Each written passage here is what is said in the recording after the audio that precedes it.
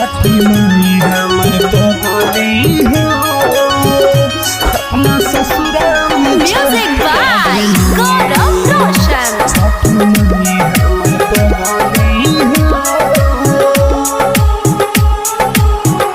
छठी माई हमर पगली हो अपना ससुरा में छठ करेले। छठी माई हमर पगली हो अपना ससुरा में छठ करेले। ओकरा पे तनी ध्यान रखी हा उ तो तोहरे बरत पड़ेले। ओकरा पे तनी ध्यान रखी हा उ तो तोहरे बरत पड़ेले।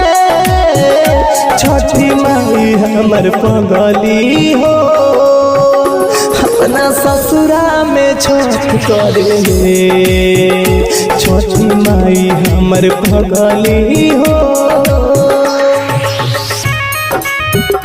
छठी माई हमर पगली हो अपना ससुरा में छठ करेले। छठी माई हमर पगली हो साड़ी पियरी पहिर मन के अधीर कुछ मांगे ले तुमसे चरनिया में गिर। साड़ी पियरी पहिर मन के अधीर कुछ मांगे ले तुमसे चरनिया में गिर। हलता के लाले पतई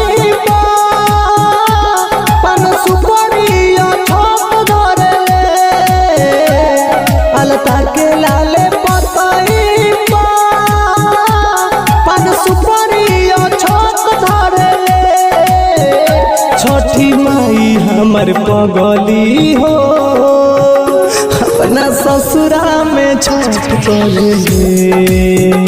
छठी माई हमर पगली हो छठी माई हमर पगली हो अपने ससुरा में छठ करेले। छठी माई हमर पगली हो आज दिया पावा होके दूसरा के खान अब तो भइल अकेला मेरा तुझे पड़ेगा।